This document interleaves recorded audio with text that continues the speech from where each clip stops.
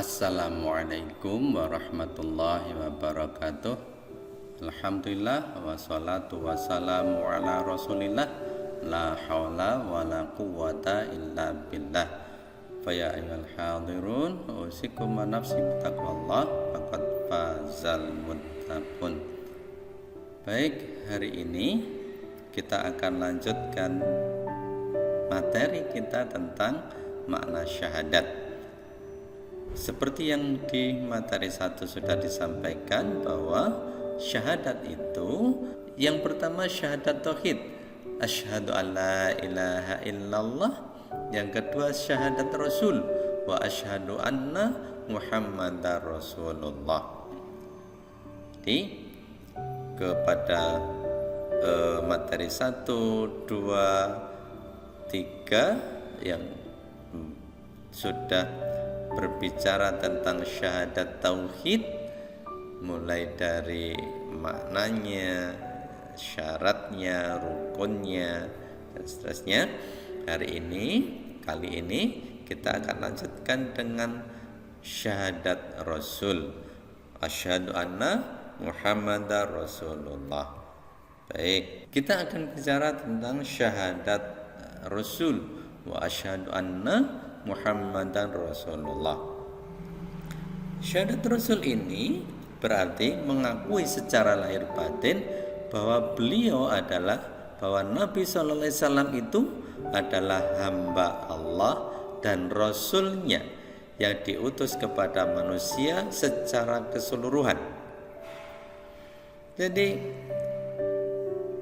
Muhammadar Rasulullah, asyhadu anna Muhammadar Rasulullah, itu artinya bahwa secara lahir dan batin kita mengakui bahwa Muhammad itu Rasul Allah, Muhammad itu adalah hamba Allah dan Rasulnya, diutus kepada semua manusia. Nah, syahadat Rasul ini juga punya konsekuensi. Apa konsekuensi syahadat Rasul?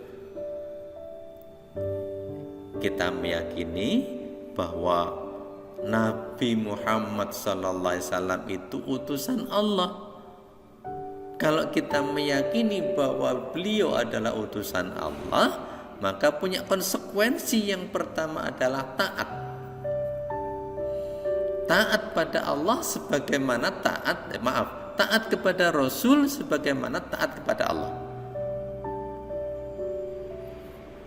Ketaatan kepada Allah dan ketaatan kepada Rasul itu satu kesatuan, tidak terpisahkan.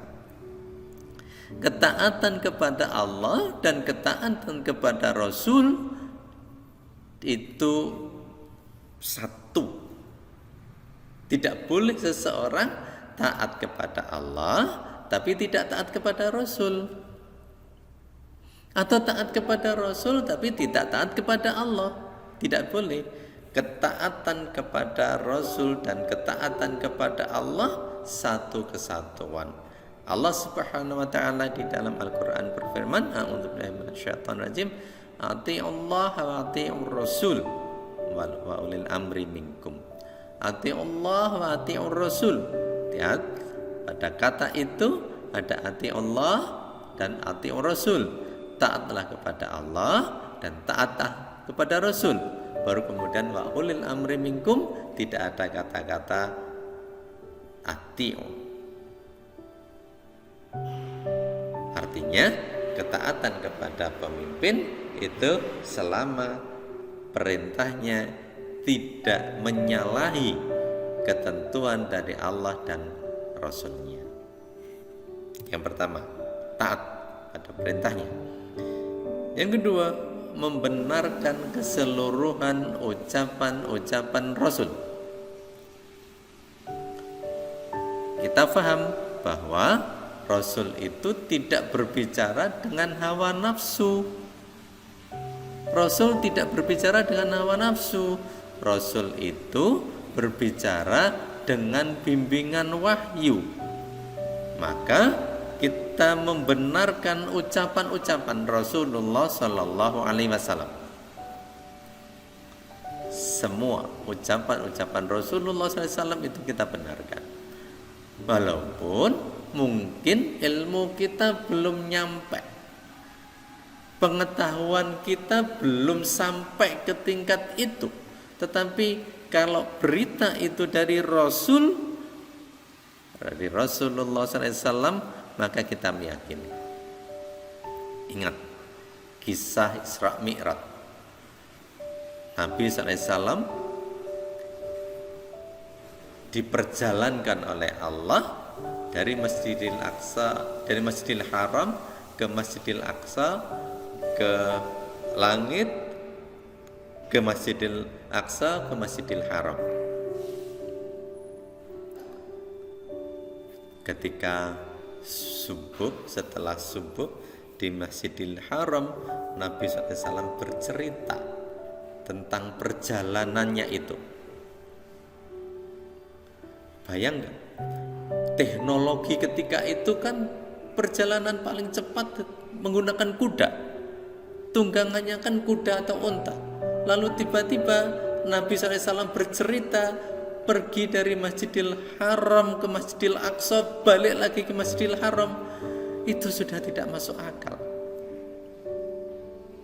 Tidak masuk akal. Tetapi bagaimana reaksi Abu Bakar As-Siddiq ketika itu Abu Bakar As-Siddiq radhiyallahu an tidak berada di dalam majelis itu karena lagi keperluan ke luar kota. Ketika kemudian dicegat dan diceritakan bagaimana kisah itu, apa yang kemudian dikatakan oleh Abu Bakar As-Siddiq, kalau itu yang bercerita Nabi Muhammad SAW, maka aku yakin, percaya. Lebih dari itu pun aku yakin. Bayangkan keimanannya, luar biasanya, membenarkannya. Kalau itu yang bercerita adalah Nabi Muhammad SAW, maka aku benarkan, aku percaya. Benarkan. Maka kemudian Abu Bakar itu digelar dengan As-Siddiq. Karena membenarkan, karena memang keimanan kita kepada Muhammad SAW sebagai Rasul, ya harus membenarkan ucapannya. Teknologi ketika itu belum memungkinkan orang untuk mempercayai ada kendaraan super cepat. Tapi sahabat sudah meyakini, membenarkan ucapannya walaupun ilmunya belum nyampe.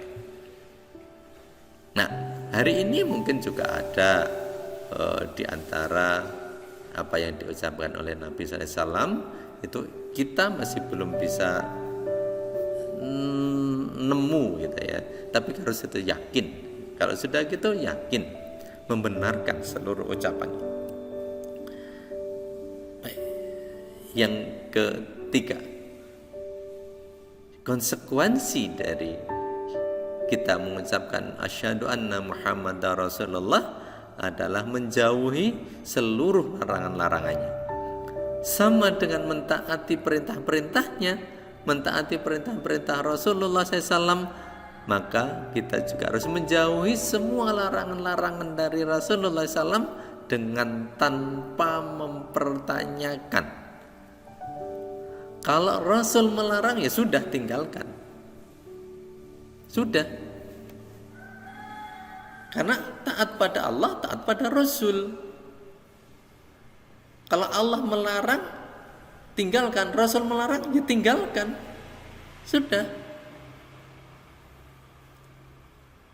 Itu ya. Itu konsekuensinya. Menjauhi seluruh larangan-larangan dari Rasulullah SAW, apapun bentuk larangannya. Yang keempat, konsekuensi dari syahadat asyhadu anna Muhammadar Rasulullah adalah beribadah sesuai dengan tuntunannya, beribadah sesuai dengan contoh dari Rasulullah Sallallahu Alaihi Wasallam, tidak menyelisih, tidak berbeda. Ketika kita sholat, ya sholat kita harus sholat yang sesuai dengan yang dicontohkan oleh Rasulullah Sallallahu Alaihi Wasallam. Ketika kita puasa, ya puasa kita ya sesuai dengan apa yang dicontohkan, sesuai dengan apa yang sudah dituntunkan. Tidak boleh kita puasa sementara aturan-aturan puasanya tidak kita taati. Itu bukan puasa. Misalkan dia berniat puasa, tetapi misalkan dia siang hari minum. Lah aturan puasa itu kan menahan minum dan makan, mulai dari terbit matahari sampai dengan tenggelamnya matahari. Dan mulai dari terbit fajar, mulai dari terbit fajar sampai dengan tenggelamnya matahari. Malam hari ya makan biasa. Puasa kok tidak sesuai dengan tuntunan ini, ya tidak sah. Sholat misalkan, sholat ya harus sesuai dengan tuntunan. Tidak boleh mengada-adakan sholat, diada-adakan gitu. Ya tidak bisa. Sholat itu sudah ada ketentuannya. Yang ketentuan itu yang harus kita ikuti. Selesai. Sudah. Tidak usah yang lain-lain. Jadi sesuai dengan tuntunan. Ikuti saja ketentuan dari Rasulullah SAW. Nah, gitu. Jadi ketika kita mengucapkan asyhadu alla ilaha illallah, maka kita mesti mentaati perintahnya. Kita mesti membenarkan semua ucapan Rasul, menjauhi semua larangan Rasul, dan beribadah sesuai dengan tuntunan yang sudah digariskan oleh Rasulullah Sallallahu Alaihi Wasallam. Baik, selanjutnya syahadat Muhammad Rasulullah itu juga punya rukun. Rukunnya apa? Rukunnya yang pertama, mengakui bahwa Nabi Muhammad itu abduhu, hambanya, hamba Allah. Ya, hamba Allah, kita hamba Allah, bukan Allah gitu lah, bukan Allah. Nabi Muhammad SAW itu hamba. Yang kedua, Rasul, hamba yang diangkat menjadi Rasul.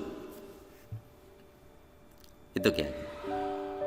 Itu yang harus ada pada kita. Itulah rukunnya.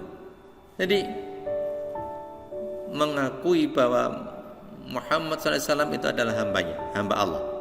Yang kedua, mengakui bahwa Muhammad SAW itu adalah Rasulnya, Rasul Allah, utusan Allah, hamba yang diangkat menjadi utusan Allah Subhanahu wa ta'ala, Muhammad Rasulullah. Ini dua rukun itu, yakni mengakui bahwa Muhammad SAW itu adalah hamba Allah. Yang kedua adalah mengakui bahwa Muhammad SAW itu adalah Rasulnya. Ini tidak boleh berlebih-lebihan ataupun tidak boleh meremehkan. Allah alam bisawab. Materi kita tentang syahadat Rasul hari ini kita cukupkan. Seluruh kebenaran datangnya dari Allah, dan kalau ada kesalahan itu adalah kesalahan saya sendiri. Mari kita senantiasa memohon kepada Allah agar Allah senantiasa meridhai seluruh langkah-langkah kita. Kita selalu memohon kepada Allah, Allahumma arinil haqqa haqqa. Ya Allah, tunjukkan padaku bahwa yang hak adalah benar-benar hak. warzuqni ittiba'ah, dan beri kekuatan kepadaku untuk mengikutinya. Jadi itu doa kita. Allahumma arinil haqqa haqqa warzuqni ittiba'ah wa arinil batila batila warzuqni ijtinabah. Dan aku mohon kepadamu ya Allah, tunjukkan kepadaku bahwa yang batil memang betul-betul batil, terlihat batil di mataku, dan beri kepadaku kekuatan untuk menjauhinya. Allahu a'lam bishawab. Seluruh kebenaran datangnya dari Allah. Kalau ada salah, saya mohon maaf. Assalamualaikum warahmatullahi wabarakatuh.